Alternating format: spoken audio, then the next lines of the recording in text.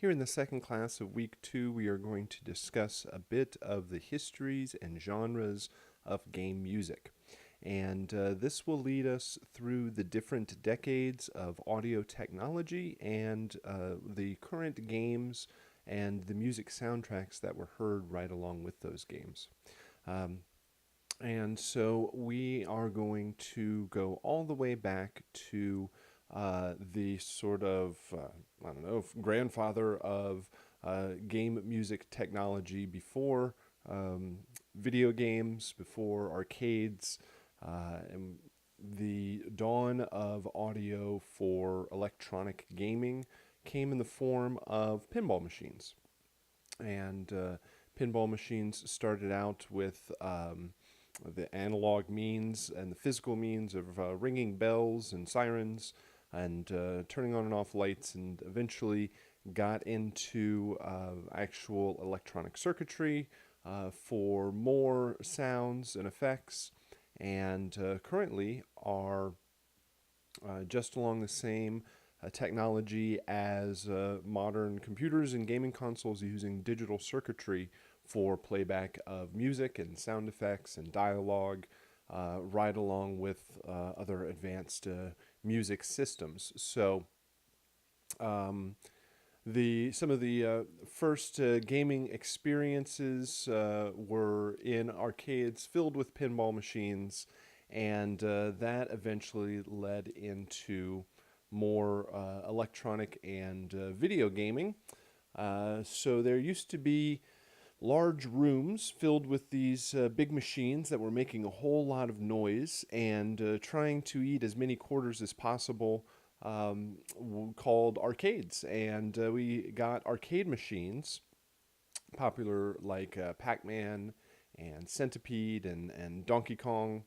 And these were typically quite short gaming experiences that were limited in their technology, and so they often created very repetitive sound experiences. You heard the same music over and over again. Every time you took the quarter and threw it into the machine, it made the same startup sound. You started at level 1 and you played through the same levels, a series of levels, and the same series of sounds and music. And so the limitations of the technology, everything was being generated and synthesized in real time by basic waveform generators like sine waves and square waves and white noise channels that were creating all of the melodies and harmonies and bass lines and drum patterns that you were hearing. And this music would shift and change according to whatever was happening on screen. Or sometimes it wouldn't. It would just play the same loop all the way through from beginning to end. Typically, there was an attract mode where it made a whole lot of noise trying to attract attention to itself. You put in the quarter, you heard the same startup noise. There was maybe some menu where you chose a character or a level. Often you started at level 1, and it was very heavily based off of level music. And there would eventually be winning or losing at some point in time, and it was very much then start over again and go through the same process. So very straightforward use of music and sound, but because of there were such great limitations to that technology, it was pretty impressive what they were able to pull off in quite a large variation of different types of arcade machines. And so eventually the industry sort of got behind the idea that instead of taking everybody's quarters one by one, you could go in with $200 or $300 worth of quarters at one time into a store and buy your home gaming console. And so this is really where we are going to start into our discussion of audio and music. And we're going to follow the different generations or the different decades of home gaming consoles through the different generations of Nintendo and PlayStation and Xbox, all the way up to modern consoles and hardware and gaming today. And so as we talk throughout the class about the role of a game composer and working with modern games and working with the technology that's available to us now, to get a sense of where we are at currently, it definitely helps to look where we have come from through the different decades of technology and gaming and music and sound, and then kind of wrap it up and apply it to where we leave off here today. So we are going to start out in a very early age for video gaming. Arcades became popular through the 70s and 80s, and the earliest home gaming console, which was really not very popular, quite rare overall, is known as a Magnavox Odyssey, and was available in 1972, and it had knobs on it so you could play your favorite game, Pong, at that time, where you were controlling two paddles on the left and right hand side of the screen, and there was a ball that was going back and forth, and it would make a beep each time it hit one of the paddles. So while it is a very early form of home gaming, it really didn't take off until a decade later, when we get into more popular gaming consoles. So then along comes the Atari 2600. You also had consoles like the Intellivision and ColecoVision, where they were based off of a cartridge, and you turned it on, you played the game, and it had big limitations in the sound and music.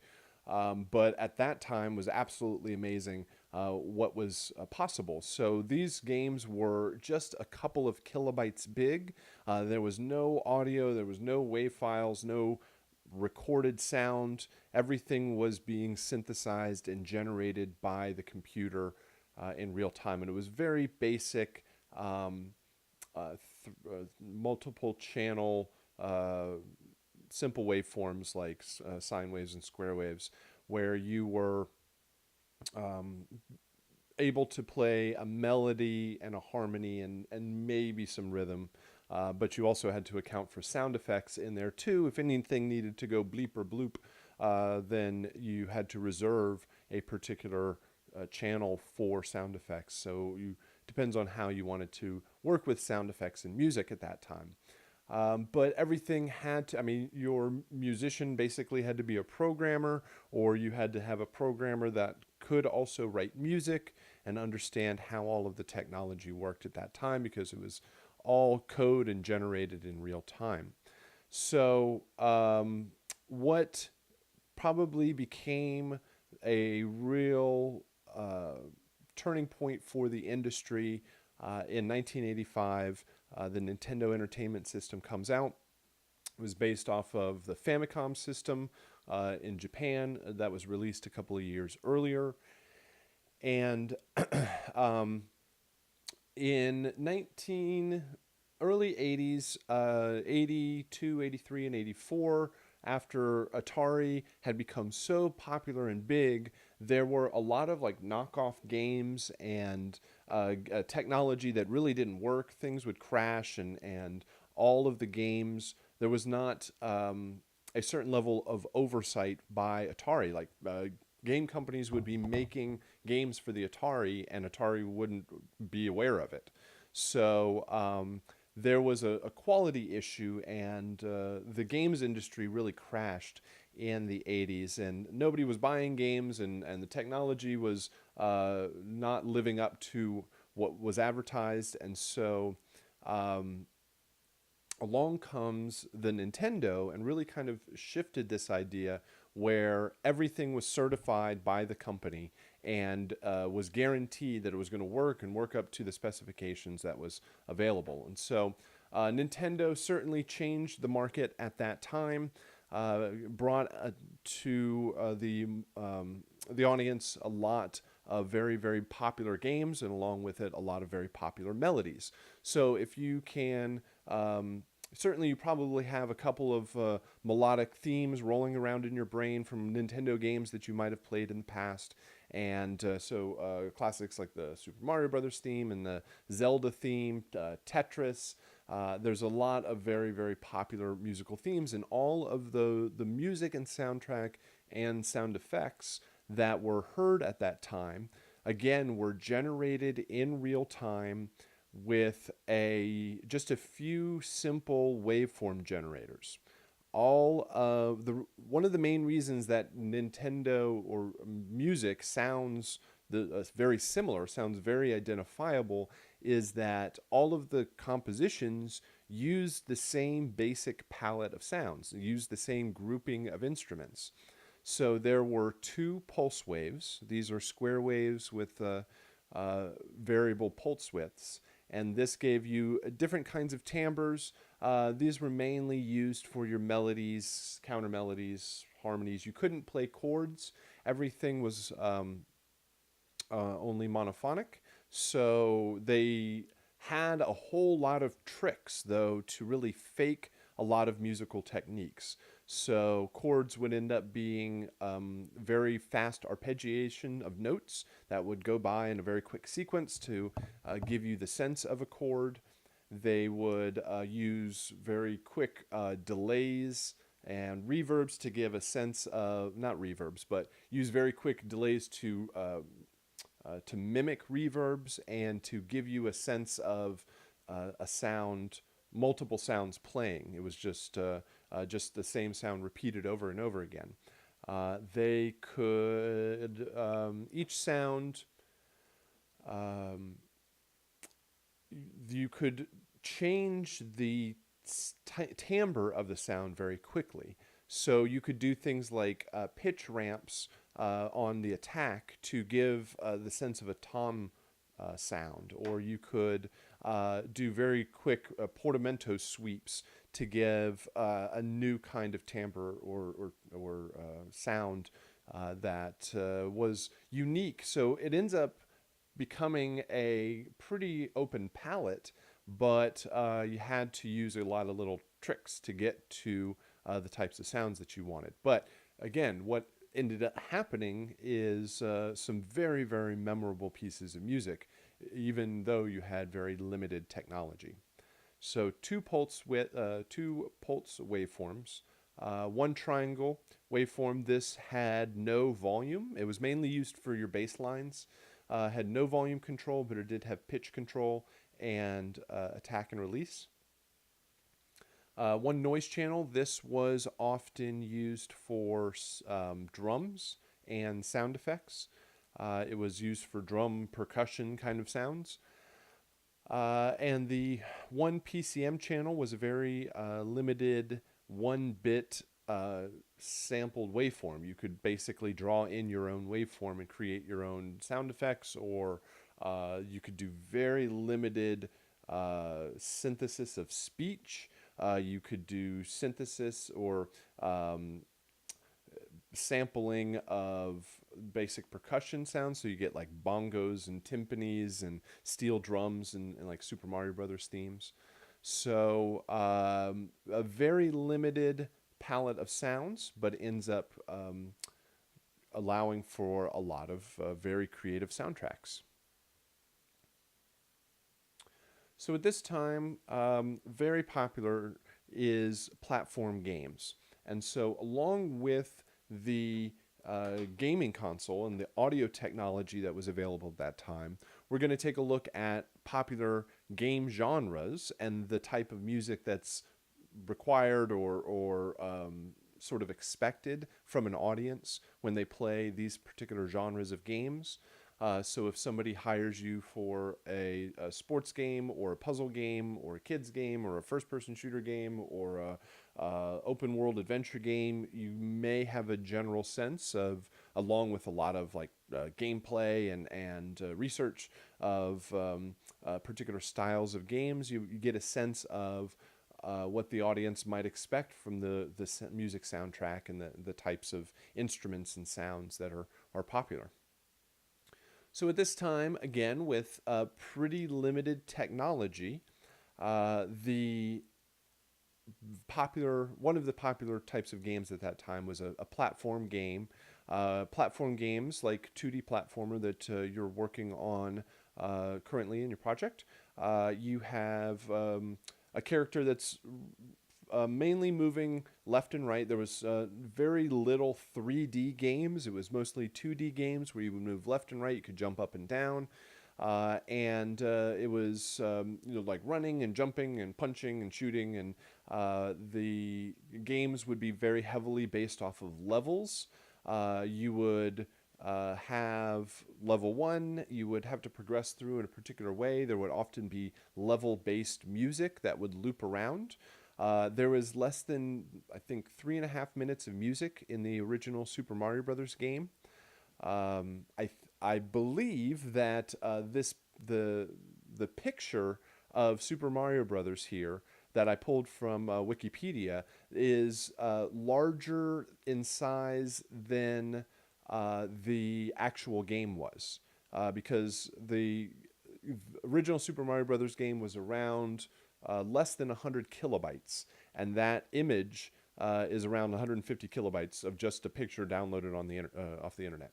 So it's, very limited resources, but what they were capable of doing with graphics and sound and just fun and gameplay was very, very impressive. So currently, platform games have now moved more into like mobile games, online or web-based games. Platforming games of running and jumping are still extremely popular. Now you get into games like Angry Birds and Plants vs. Zombies and other popular online games that still have that same sort of format.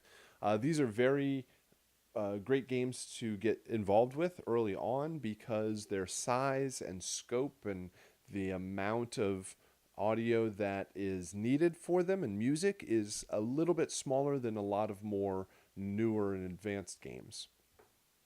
And also, you'll find a lot of smaller game developers who are also kind of cutting their teeth on newer projects will be working on these types of smaller games as they work on their skills. So beyond the Nintendo, Sega Genesis comes along around 1988 and brings a 16-bit technology, which allows for better graphics. And Super Nintendo comes along not long after that to compete with the same technology and audio. So in the mid 80s to late 80s, when Sega Genesis was being created and developed and released, Yamaha was creating a synthesizer known as the DX7, which was extremely popular and very much one of the sounds of synthesizers in music in the 80s. So very, very popular synthesizer, and Sega licensed some of this FM synthesizer technology for the Sega Genesis. So there is a particular chip in there that synthesizes 6 FM voices, which allowed for much more realistic and a better sounding soundtrack from a Sega Genesis game at that time. And so not long after, Super Nintendo comes along and adds in the ability to play multiple voices.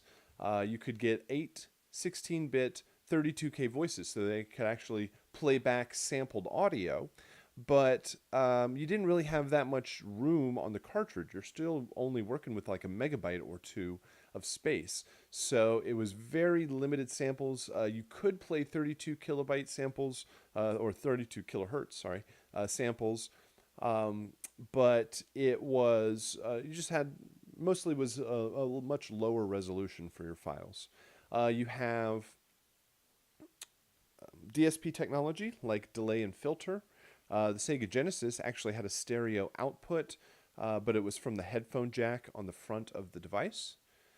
So technology is improving. We're getting the very early basics of sampled audio. We're still synthesizing soundtracks at the same time. Sega Genesis was quite well known for its sports games at that time, and so that we really started getting a lot of sports games. Madden football and eventually FIFA came around, and was still some of the biggest games every single year. And so, talking now about sports games as our next genre. I would even kind of widen this out to be experience games, where it's trying to mimic the experience of either being in the arena or in the stadium or on the field, or in a race car, or some sort of extreme sports like snowboarding or skateboarding. You could even throw in singing and dancing games into this, where it is trying to create the experience of what you would hear in that environment. So there is very little proprietary music in sports games. Most of it is licensed popular music, where they are trying to recreate what you would hear in the stadium. So you would hear new popular artists or classic, often like rock and roll themes that you would hear pumped through the speakers. And so the sports games are often very much dominated by EA Sports currently, and they have different types of games, have different genres of music. The only sport that is really dominated by another game company is NBA, and so 2K Sports with NBA 2K is quite popular every single year. So we have Madden Football has more like rock and pop music in it. FIFA has more world music. Tony Hawk Pro Skater is more like of a punk rock soundtrack. NBA 2K is typically more of a hip hop soundtrack. SSX is more of an electronic music soundtrack, and they put these games out, most of these games out every year with each season. And so with Madden Football, they know every in August every year they're going to release the new version of it to align with the start of football season and eventually be also available for the holiday season. So they release in August and are kind of planning the next one and preliminary elements of it through the end of the year. They really hit the ground running in January of the next year and are in full-on production from January till about May or June, where they need to lock everything down so that it can be produced and you can create millions of discs that are going to be then shipped and sold across the world. During that time, like 6 or 8 months out ahead of time, they are excuse me, they're identifying artists that are going to have their next hit album released around the same period of time, so that everybody can benefit off of the publicity and the audience. So they are looking for licensed music. They're looking for often newer and breaking popular artists. They're researching different music charts and online charts and maybe like undiscovered talent. There's all sorts of different approaches.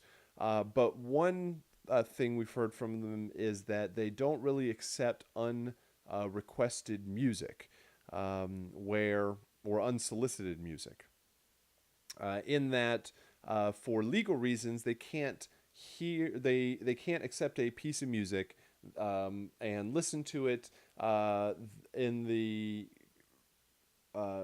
issue that maybe a day or a week or a month or a year later, they write a piece of music that could be construed that somehow was influenced by this piece of music that they just listened to. Maybe they got an email or they clicked on a link, or there was some sort of legal issue with some piece of music that they had accepted.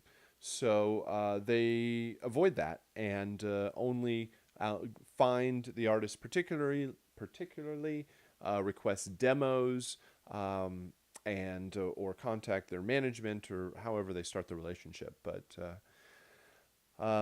So sports games are often requiring a very specific type of music, but it's kind of an ongoing thing because every single year they create a new game. I mean, it's about 80% of it is the same, and they add a new 20, 25, 75, 80% of it's the same, so they add about 20, 25% new every single year, but that also requires completely new music.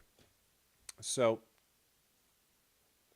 in our next generation of gaming console, now we get into the mid 90s and the release of Nintendo 64 and the Sony PlayStation. The interesting story and relationship between these two was that after the Sega Genesis and after the Super Nintendo, there were starting to be more CD-based gaming systems out there. CD-based technology, CDs, were relatively new through the late 80s and 90s, and games were becoming more and more readily found on CDs. And so the Sega Saturn was released, which is a CD-based gaming console, and Nintendo considered competing in that realm with by building their own CD-based gaming system. And so they hired and licensed technology from Sony. Sony had found success with Sony Philips. They had released some of the first CD players, and they had the technology of the CD laser, and Nintendo was partnering with Sony to create their new and next gaming console. At some point in time, there was a console known as the Nintendo PlayStation that had CD-based games in the front and still cartridge-based gaming in the back. And it had this kind of dual format system that was going to usher in new CD-based technology. Well, at some point, it was realized that Sony was going to retain all of the rights and licensing fees for CDs, and Nintendo would retain all rights and licensing fees for the cartridges. And the fear was that Sony would be making too much money off of this, and Nintendo would be losing out on some of the revenue, not necessarily from the hardware, but from the software. So they cut off the deal. There was about 200 of these devices made, and they were shipped off to different developers to eventually make games for it. But they cut the deal off, and Nintendo went on to make their own Nintendo 64, which was still a cartridge-based system. They were heavily invested in cartridges. It was actually cheaper technology than CDs at the time to manufacture cartridges, and they were faster. There was a much slower load time from CDs at that time. So Sony was left with this basically fully working gaming console, and they determined that they wanted to bring that to market, and so they brought the Sony PlayStation in 1994. And it definitely had changed the games industry. It changed Sony because Sony at that time was heavily focused on consumer electronics, and they had their media side of things with Sony Pictures and Sony Music. They also did a lot of pro audio in studios, tape machines, and microphones and different gear. And so they brought out the Sony PlayStation and started a games division. And it has since basically taken over Sony and is one of the largest components. Their pro audio side has gone away. Their consumer electronics is pretty much gone. But the Sony PlayStation is a large component of their business. So 1996, Nintendo comes along, and the technology at the time. So Sony PlayStation, with CDs, you basically went from a couple of megabytes on a cartridge to 650 megabytes on a CD. Then we got fully recorded music soundtracks. Um, PlayStation discs, they had the black bottoms. And if you had a Sony CD player, you could take your Sony PlayStation disc, and track 1 was the game. You could put it in your CD player. But track 2 through 99 was the soundtrack. So if you were playing Tony Hawk Pro Skater, or you were playing Crazy Taxi and you heard a completely punk rock music soundtrack, all of those were just CD tracks playing behind the game. You did have 24 channels of 44.1 kilohertz audio, basically CD quality audio at that time. Limited DSP, like filters and reverbs. You get the very introductions of 3D games and 3D based audio, which we'll talk about here in a bit. The original PlayStation, all of the audio and sound effects, not the music that was being streamed off the disc, but things that if you needed a punch or a jump sound or a line of dialogue to play immediately, then it needed to be loaded up into RAM. And so when you were playing a game and a level started and you had a loading message that popped up, it was unloading everything that was unneeded. So everything from the previous level was being unloaded out of RAM. And all of the new audio and graphics for the next level were being loaded up into RAM. And so all of the audio that wasn't being streamed off of the disk, it needed to exist in only a half of a megabyte or 512 kilobytes worth of RAM for the audio. So we're still talking about very limited audio, very lower resolution audio. It could go up and be much higher resolution if you were using it for very particular use. The Nintendo at that time had 100 channels of audio, up to 100 channels of audio, but each one of them was took up 1% of the CPU to process, so you really couldn't get 100 channels of audio because there would be nothing left for the game. It would just play 100 sounds. So 16-bit 48K audio, both the Nintendo and PlayStation are basically playing full resolution audio files, which had become the norm with CDs at that time. So we have hit the quality mark, but eventually here we're going to talk about quantity. It becomes how many sounds can you play at the same time. So at this time, we really, the action first-person or third-person shooter game really becomes popular and remains popular. Some of the biggest titles out there are some form of action game. They typically come in two flavors: a single-player version and a multiplayer version. Single-player games are more narrative-driven, story-driven game experiences. They're often mimicking a sort of a movie like experience, cinematic experience.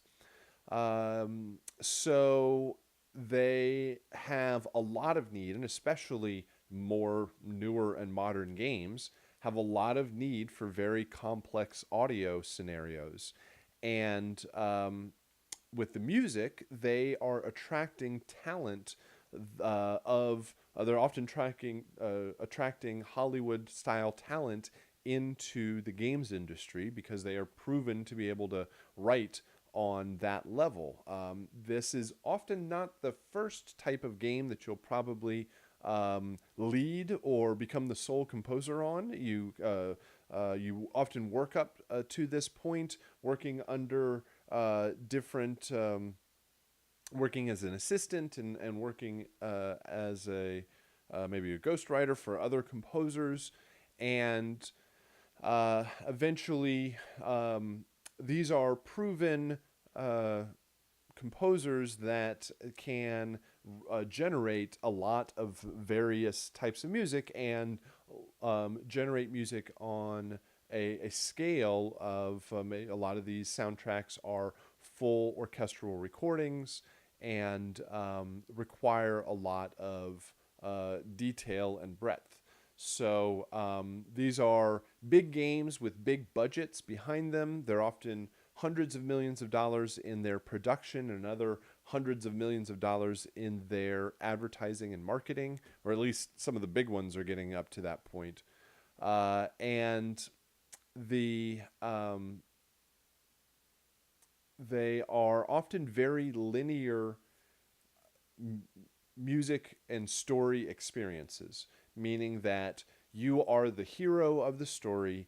You start out at the beginning. They drop you off in level 1 at the beginning of the story. You fight your way through level 1, fight your way through level 2 and 3, all the way till the end of the game, revealing more and more parts of the story.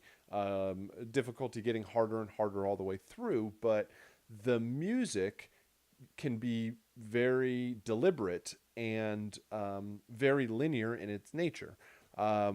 Often it's based off of loops because I don't know how long it's going to take you to get through that part of the game or solve that puzzle. But once you get through there, once you finish that section, then I have a piece of music ready to play at the correct time. So you have to go from point A to point B to point C all the way to Z to the end of the game, and it becomes a much more straightforward composition in that process. Multiplayer games are where it's not you versus the computer, it's you versus other players, and connected over the internet, playing in the same game, typically competing against each other. And music is often not found in a multiplayer game during gameplay because people want a tactical advantage so that the music would be distracting. They want to be able to hear every single player and every piece of information they can get.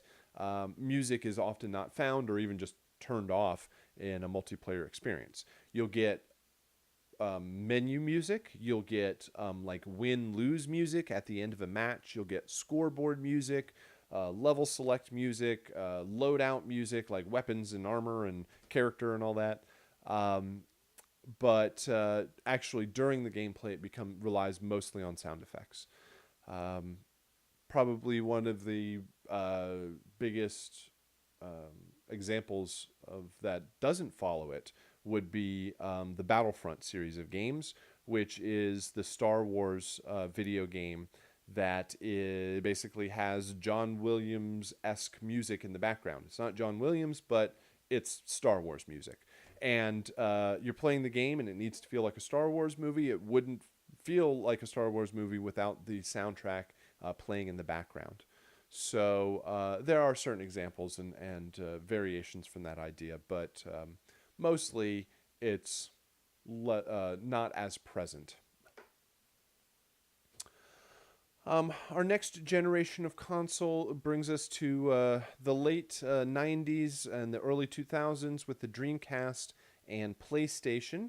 I really enjoyed the Dreamcast. It was a pretty powerful gaming console at the time, did some impressive stuff, but very quickly was overshadowed by the PlayStation 2. And wasn't popular enough because it was the last gaming console created by Sega. Still had a dedicated Yamaha processor, meaning that it was could generate some of the music in real time, or was relying on CDs to play back the music. And 64 audio channels. So now we have reached, as I mentioned before, we've reached the quality mark where things are basically 16-bit, 44:1, much higher resolution and quality. You're getting fully orchestrated, recorded music soundtracks. Now it's quantity. How many sounds can we play at the same time? And so 64 audio channels from the Dreamcast.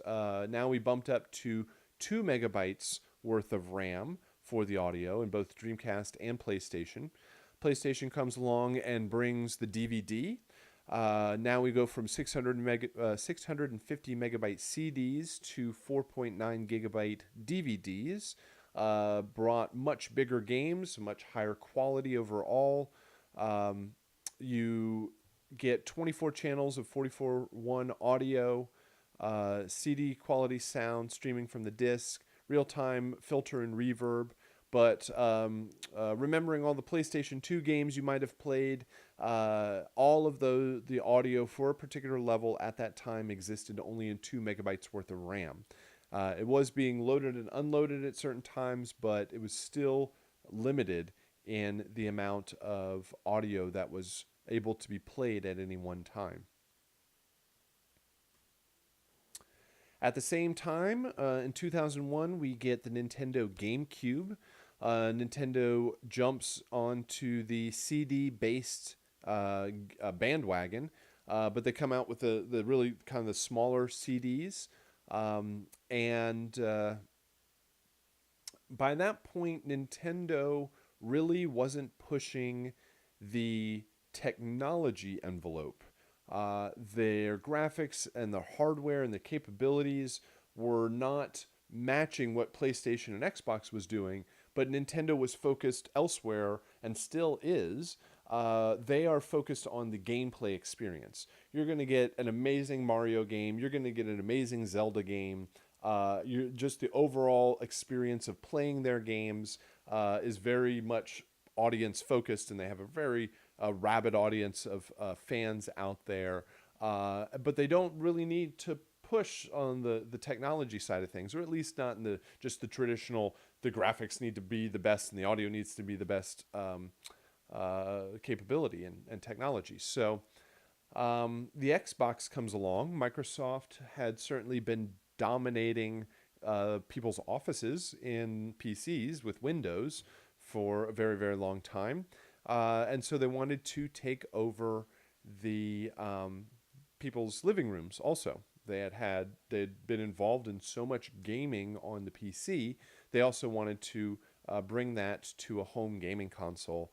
And they introduced the Xbox and were very successful with the technology and still are. We're basically at Nintendo, PlayStation, and Xbox as the three main popular consoles out there. So GameCube gets 64 channels of 16-bit 48K audio, so full resolution audio, disc-based storage, and very basic surround sound. You get Dolby Pro Logic surround sound, which was what VHS tapes were using at that time before we got to Dolby Digital 5.1 surround sound. The Xbox introduces some 3D audio voices for 3D gaming. We'll talk a bit more about that. And 256 stereo voices. So now we're pushing the amount of sound effects we can play at the same time. Dolby 5.1 surround sound in-game. So more and more people were getting home theater systems. The technology was getting cheaper, and people were getting bigger screens and surround sound. And so the Xbox and really the PlayStation 2 became also home entertainment devices, where not only did they play video games, but they played DVDs. You could watch movies. You could play music. You could play MP3s. You could surf the web. You could talk to like voice over IP, chat with people online, play multiplayer games. There was a lot of other entertainment that could happen through these devices. So it really expanded on what we're more used to in the modern gaming industry. Hold on, let me take a quick pause for just a moment. I'll be back in just one sec. Hold on.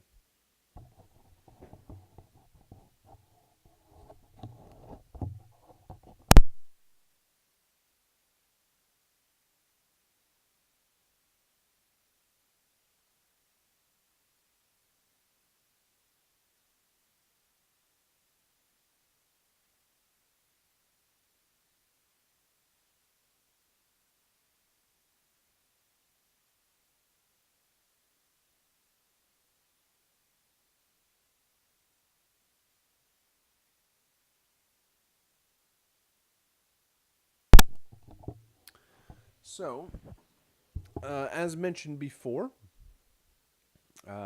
games moved more from 2D to 3D, and even though it's just on a flat screen, 2D games were mainly focused on moving left and right and jumping up and down. 3D games have depth to the game world, where you're actually moving through a 3D environment, and you can go. There's not only is there X and Y, but there's Z also, in moving around the game world. And this meant we needed to change the way that we uh, play back audio, because sounds didn't just happen on your screen, they could happen off at a distance in the game world. And so now we need to think about distance and panning, or 360 degrees around you in surround sound.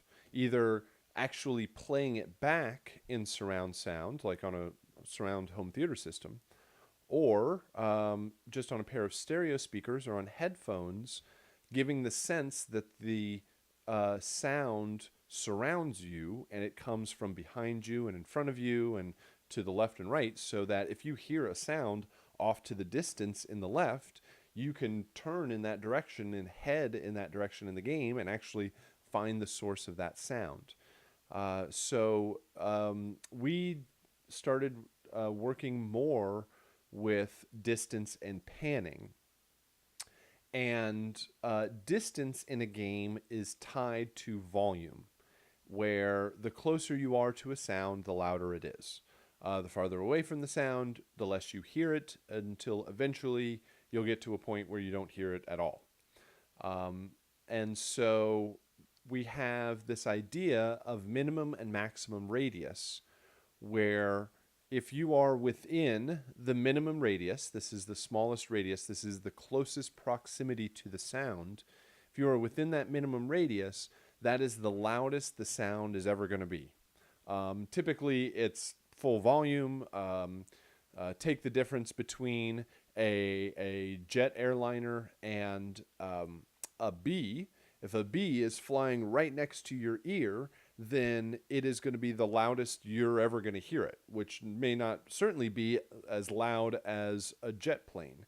You stand right next to a jet plane, it's going to make your ears bleed, and you take a step away, you take 10 steps away, it'll still be very, very loud. You walk 100 feet away or 500 feet away or 1,000 feet away or a mile or two away, and eventually you won't hear that airplane anymore. But with a bee, if it flies 5 feet away from you, you don't hear it any longer. So this creates attenuation, and attenuation over distance. The control of volume, determined by how close or far away you are from the source, will determine how loud it is. So not only do we get volume, but we get pan. The game always knows in which direction you are looking or in which direction you are headed, and it always knows the location of the gunshot, or somebody yelling a line of dialogue, or an airplane flying overhead. It always knows the location of the source of every single sound. And so through the basic math and the physics of sound, it can determine which way you're looking and where that sound comes from in 360 degrees around you. And it can do the math to figure out where that is going to be positioned and where it's going to be panned left and right in your headphones. So this is what the game is doing in real time, very, very quickly, as you are playing the game. It's taking, let's say, the top 100 sounds around you that are firing off, and determining how close or far away it is from you, and adjusting the volume, right? All it does is can do either some version of a linear or logarithmic fade, so that when it's right next to you, it's at 100% volume, and when it's at a certain distance away, it's at 0 volume. Then it pans it left and right according to where it exists 360 degrees around you, and you get the basics of 3D audio. And there's a lot of advancements and a lot of different technology, and there's still a lot to discover with all this to create as realistic as an experience as possible. Compare that to music, where music is mostly stereo. It's mostly two-dimensional. I mean, yes, you can create 3D and depth and dimension to your music, but it exists in a stereo file. Sometimes they'll do stereo up front and throw some reverb to the surrounds. That could be possible. Or the music might actually exist in the game world. Take Grand Theft Auto, for example, where you have the car radios that are playing, and as they pass by, they actually move. So sometimes if you are in a living room in a game and you hear a stereo, or you're in a nightclub in a game and you hear music, it might actually exist in the game world. All right, so let's move on to our next genre here, which we're going to expand into what are typically much larger games in size and scale. We're going to talk about adventure games. And adventure games have their history in gaming back to, say, like Legend of Zelda, which has its history in games like Dungeons and Dragons and fantasy novels.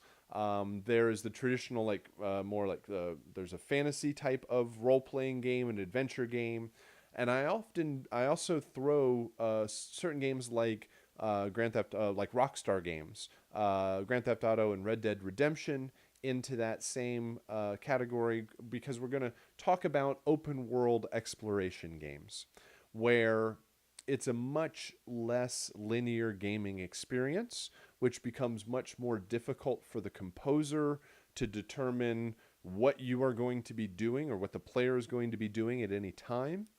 Where we said action games are a much more linear experience. You start at point A and you go to B and C and D all the way through. In an adventure game, often you start out in some safe town, and you start building experience and building up weapons and armors and spells and all that. And you are often, again, the hero in the story, and you are placed in this world, and you can go explore through the gaming world. And newer games, more advanced games, as technology keeps rolling on, creates larger and larger worlds and more detail in those worlds. So, as I said, it becomes more of a difficulty for the composer to determine what you're going to do and make sure that you are hearing the correct piece of music at the correct time. Well, that still needs to happen. That's ultimately the goal. You need to hear the correct music at the correct time. But we don't have a linear storyline to follow to make sure you hit all of those marks. So, open world games and the music soundtrack is heavily based off of location and proximity. Location in the world, wherever you are. I don't know when you're going to get to the dangerous dragon's cave, but once you get there, I'm going to have dangerous dragon cave music. I don't know when you're going to get to back to that safe town, but I know once you go visit the shopkeeper, I'm going to have shopkeeper music. Different locations around the game world require different musical themes. And so they're often kind of weaved in and out and crossfaded as you travel from one location to the next. Popular games, and these games are massive. The Elder Scrolls series, Skyrim is quite large. World of Warcraft has had people playing for over a decade. Grand Theft Auto and Red Dead Redemption. I mean, these games easily can eat up 100 hours worth of gameplay or more, and require much larger scores and soundtracks. So they end up repurposing a lot of music. I think the Skyrim soundtrack is about 3.5 hours worth of music, and you only hear certain musical themes when you travel or exist at that location. And so it becomes a bit more challenging overall. There's a much larger need for the music soundtrack, and they're just bigger types of games. So our next generation, which is still quite current overall, the what is seventh and eighth, and where we are headed with all of this, on the Nintendo Wii. So in 2006, Nintendo comes out with the Wii.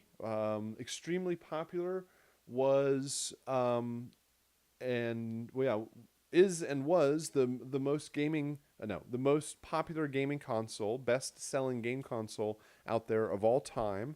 Until I've heard rumors that the Switch now has taken that mark, or is headed that direction. So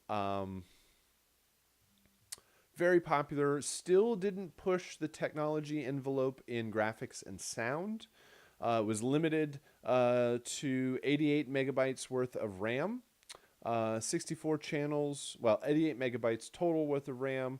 24 of that was video, 64 was everything else. So you might get around 6 to 10 megabytes worth of RAM for audio. 64 audio channels at 16-bit 48K. They did introduce a separate speaker on the motion controller. So the big thing that the Wii brought to gaming was motion control. Now you weren't just sitting on the couch pressing buttons, learning really abstract key commands or button commands. Now you were playing bowling and using the similar gestures as you would while you actually bowl or golf or play baseball. And now your grandmother was playing right along with your little brother at the same time. It greatly increased the audience out there of different types of games. They weren't all the most serious, most advanced in the gaming industry, but they were fun and had a big audience for them. So a new style of game and some new audio technology with the extra speaker. PlayStation 3 comes around, and PlayStation 3 is still the most popular PlayStation out there. I don't think it's been overtaken by the PlayStation 4 yet. Certainly not the PlayStation Pro. This has been been the most powerful console in the industry for quite a while. 512 channels of audio at the same time. You probably don't want to hear 512 channels of audio at once. But if you divide this number by 6 and you start talking about surround sound, then that brings down the number to a bit more of a usable level. We get Dolby Digital 5.1 surround sound, which is still common in gaming system or home theater surround systems.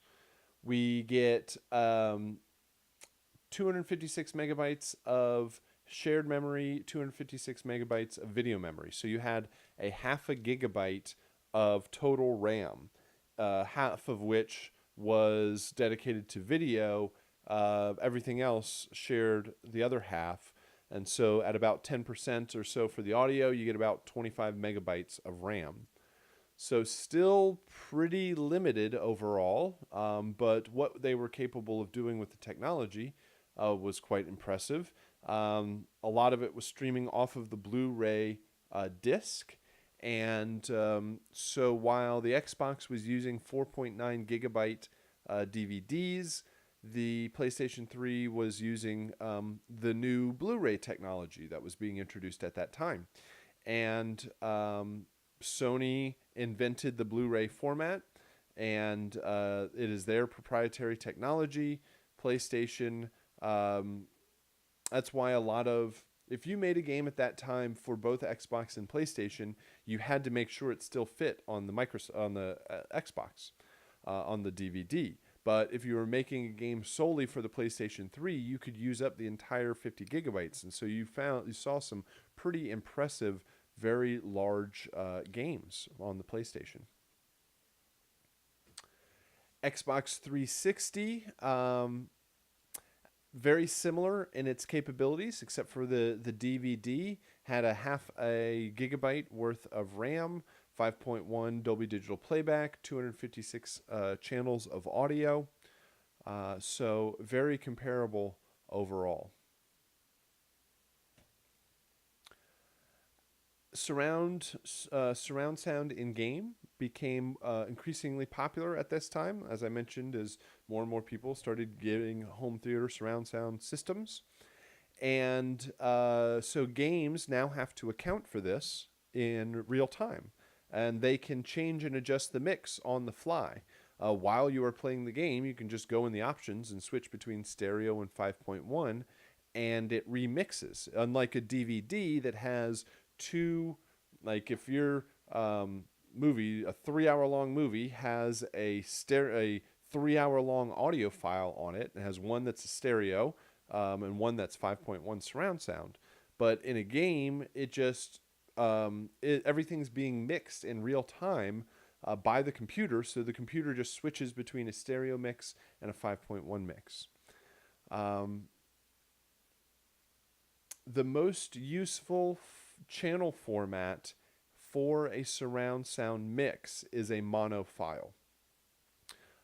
When you are playing a video game and hearing a surround sound mix, it is a whole bunch of mono sounds that are panned and positioned around you to give you the sense of a surround mix. Just like the real world. Everything is mono. All sounds are mono in the real world, unless it's some sort of artificial source. But they all emit from just one point somewhere. So even a surround mix is really made up of a series of lots and lots of mono sounds that are positioned and panned around you. They can be mono, they can be stereo, but if it's stereo, all it does is pan from the front left and right to the rear left and right. If it's a 5.1 surround sound audio file, then it doesn't move at all. If you turn around in the game, it's just going to stay there still, because all it can do is go to front left and front right and center and left surround and right surround in the subwoofer. So in order to have the most useful format, a mono file is most music is stereo, most sound effects are mono, even in a surround mix for a game. We get into multiplayer games. And multiplayer games now, the internet has become more and more popular, and more at this time, and more multiplayer online games are available. Multiplayer games work off of a client-server relationship, meaning that if you've gone on the internet before, you're probably aware of the idea of a server. Or if you play video games online, you're probably aware that you connect to a server.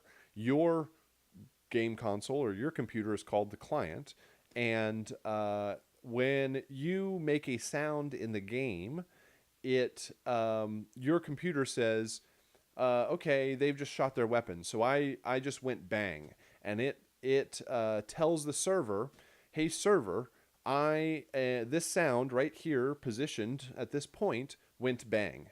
And that server then tells all of the other gaming consoles, all of the other computers, then it tells them, it says, this sound exists in this location and it went bang.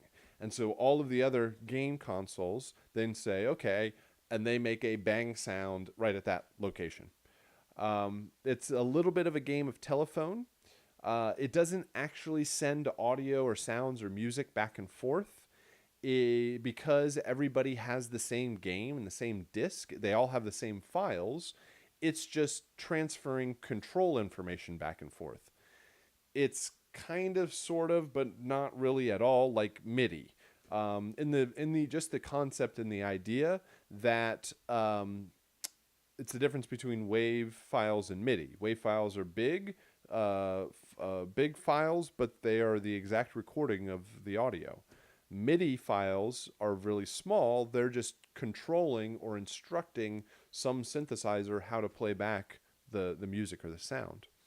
It's the same sort of thing. Everybody has the same files. My computer just tells your computer when to play what file. Kind of, sort of. But anyway, the other idea to think about is that a lot of games can go upwards of 64 players at the time. So you have 32 versus 32 online. So you have 64 gaming consoles connected almost in real time over the internet. They have the possibility of all of them hooked up to surround sound systems. So they are all generating 64 surround sound mixes from the perspective of that player in the same game world. So there's some really brain twisting ideas of how music and sound works. Like the sound that plays back on, or the music that plays back on my end, we got to make sure it's the exact same thing that you hear on your end. And they do this across the internet, across the world, within milliseconds, so it feels like it's playing back in real time. There's a lot of very advanced and very impressive technology in getting the sounds and audio to work to give a similar experience across all of these games. So now we get into what is the current generation, but soon to be the previous generation, because they keep inventing new consoles. And the last part of my slides always keeps extending as they bring in newer and newer technology. The Wii U just expands on the original Nintendo Wii. Now you get two completely different stereo outputs. Everybody playing the game on the TV hears one stereo mix, and somebody else with headphones plugged into the tablet could hear a completely separate stereo mix. So you now have to create simultaneous playback and figure out what's playing where. You do have the basics of 6-channel surround sound, but it's not like Dolby Digital or any sort of like AC3 format. It is just 6 raw channels out that could be plugged into speakers. 2 gigabytes worth of RAM, so a big jump up from 88 megabytes. And the games got bigger and more advanced overall, but not too many changes to the audio system. The PlayStation 4, released in 2013, maintained the 50 gigabyte Blu-ray discs, 8 gigabytes worth of RAM. So they went from a half a megabyte, no, not even close, a half a gigabyte in the PlayStation 3. They went from 512 megabytes to 8 gigabytes. That is a massive jump in RAM capabilities. So they went to 16 times the amount of RAM from the PlayStation 3 to PlayStation 4, which allows for a lot more sounds to be loaded up simultaneously, a lot more things being able to be played back at the same time. There's also an AMD True Audio chip in the console. There is an actual dedicated piece of hardware or a chip that just processes audio. And this had disappeared for quite a while and hadn't really even been popular since like the Nintendo and the Sega Genesis, where they were generating sounds in real time with synthesizer chips. Well, the AMD True Audio chips allows you to run plugins and audio processing in real time. And so you can offload the processing of reverb and EQ and distortion off onto another chip. It's again kind of sort of, but not really, like a UAD processor. The universal audio devices are separate coprocessors that are just there to process plugins. So you could you add a few of these into your computer system, and they could run extra plugins. Well, that's kind of sort of what the AMD True Audio chip does. Through software like Wise and Fmod, which we will discuss, you can actually run real-time audio processing on this chip. It also does things where there's voice over IP, where you can chat, do game chat back and forth. You can. There's also streaming and video capture functions, where the PlayStation is constantly recording the last 15 minutes of your gameplay. At any point, you can pause it and share it. The Xbox One, again, pretty well competes with the PlayStation, although it does use a 50 gigabyte Blu-ray disc, which is Sony technology. So they license the laser from Sony. So I think Sony is making a little bit of license fee off of every single Xbox that is sold. You get 8 gigabytes worth of RAM, Dolby Digital 7.1 audio. You get things like the Kinect and voice recognition.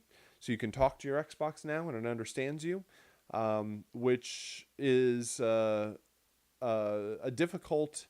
it's a difficult issue for advertising, because they had a commercial a couple of years ago with Aaron Paul, who was Pinkman from Breaking Bad, and he did a commercial about the Xbox and how I love the new Xbox One. It's got this feature with the Kinect. You can talk directly to it, and he says Xbox on. Well, when that commercial played, it turned on everybody's Xbox that was in earshot of that commercial. So, it's kind of voice agnostic. It doesn't know it's your voice or anybody else's voice. It just turns it on and off. So there's some interesting issues there with voice recognition and with things like Google Voice Search and Amazon Alexa and Siri. There's all of these voice recognition software out there that's creating some new technology, interesting technology. Now we're getting more into real-time effects, where you can have real-time reverbs and distortions and delays and flangers and phasers and EQs and filters. You have different audio DSP companies getting involved in gaming. So you have Waves plugins that are available for your Xbox or your PlayStation. You have Isotope plugins, McDSP. They create DSP processing, but they also create synthesizers. They have synthesizers that synthesize a car engine. They have they're more like sound effects synthesizers. Synthesis for rain and weather effects.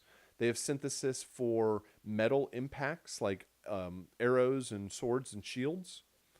So it's interesting with when you combine real-time synthesis along with sampled effects, and you can get some interesting new types of sounds. With reverbs, reverbs switch and change in the game. So as you enter, you go from outside to inside. You go into a big metal airplane hangar. You go into a small corridor or hallway, a big room, a small room. These would all change the reverb and the decay of the sound. So it's some pretty interesting technology. It's mimicking more and more what your DAW can do. It's for more of an environmental effect. You are not going to put in a sound and during the game, like you just put in white noise and out comes an explosion. You still craft your music and your sound effects in your DAW, but it adds extra effects on top of that. So along comes the internet, and along comes mobile devices. Certainly nowhere near in the same amount of time, um, but eventually the internet and mobile gaming allows for a whole new portion of the industry. We get online game stores like the iOS App Store, the Android or Google Play Store. We've got Steam, which is an online game store for PC and Mac and other platforms. And mobile games take off in their popularity. This is another great place to get involved in the industry. There's a lot of very amazing success stories of newer companies finding amazing success with low cost of entry. Now you don't have to only release your game on an Xbox or a PlayStation or Nintendo. You can release it online, and you don't have to manufacture millions of discs and put them in a box and ship them all across the country or the world. You just take a file and you place it online, and people buy it and download it and play your game. So, new ways of games being distributed, new markets and opportunities in the industry. Mobile games and the audio for them are a bit limited in their resources. It's kind of mobile technology is about like where desktops and laptops and computers are maybe 5 or 10 years back. So you have a limited amount of RAM, you have a limited amount of hard drive space or disk space. You have limited playback in that people are playing it off of speakers or earbuds. So you're not going to make the um, typically the largest experience in these games. They're typically shorter game experiences, often mimicking earlier types of games. But there's a lot of opportunity and a lot of interesting technology used there. And looking ahead at the next generation of audio and gaming, what is currently popular, and we'll see how much of longevity there will be, is VR gaming. And head mounted displays like the HTC Vive, the PlayStation VR, and the Oculus Rift, they are still pretty cost prohibitive. There isn't much of an audience or a market there yet. It's kind of a chicken and egg scenario. They're waiting for the technology price to come down. Their audience isn't really there, so nobody's making any money off of that audience, meaning they're not making a whole bunch of new games for it. And so there's going to be a tipping point at some point. But audio wise, we get some pretty amazing technology for music and sound in VR. If you have the opportunity, you should check out there's a video from PlayStation from their VR Worlds game talking about the audio and sound and music. Very interesting ideas that they bring across of how audio is being served in this VR environment. So, what you get is head tracking, one of the main interesting technologies. The computer now has the ability of tracking where you are looking in the game and adjusting the audio mix accordingly.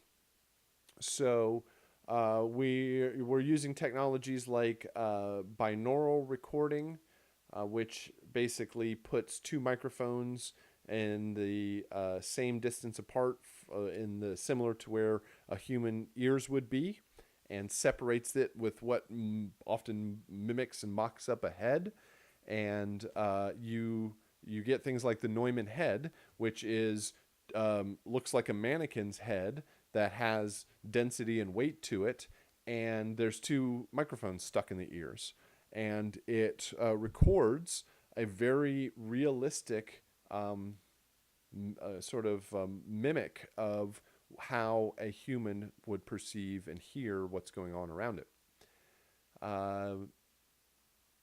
And so technology like binaural recording in HRTF, which is head-related transform function. HRTF mimics the way our ears perceive stereo information, which it takes the difference between the reason that you hear in stereo, or the reason that you are able to locate or spatialize where a sound is going to be, is the sound, the difference between how your brain perceives what it hears in your left ear and your right ear. The sound comes from the left. Your left ear is going to hear it.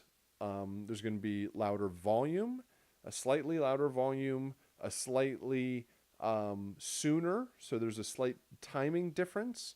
And there's going to be a filter difference between one side of your head and the other, like the light side and the dark side of your head, wherever that sound is coming from. So then that can be mimicked in math and at a level that is pretty high up there, but allows you to mimic the experience of how we hear audio with two ears. So the head tracking then adds onto that the ability to look around and perceive this stereo information wherever it comes from. So pretty advanced technology, creating some pretty amazing experiences for both audio and graphics. The funny part is that with head-mounted displays, which is what these devices are mainly known as, it's like the industry, the graphics folks come along and they say, we've invented this new device where you strap it on your head right over your eyes, and we put two screens right in front of your eyes, and it feels like you're actually there because it looks like it takes up your entire peripheral vision. Feels like you're actually there, and you can kind of look around to see what's surrounding you. And we're over here in the audio side of things and say, well, that's amazing, because we've had devices also that you strap onto your ears and it sounds like you're actually there, and they're called headphones, and we've had headphones for quite a while. So the technology has been around for quite a while, especially in the audio side of things, but the new purposing of it for VR gaming creates a whole new scenario of what we can do with our music. So some pretty interesting technology. Hopefully this gives you an idea through the different generations of gaming consoles, through different genres of music, and through different technological advances. Gives you a sense of where we have come from original bleeps and bloops and a couple of simple waveforms on the original Nintendo systems to modern gaming consoles, upcoming.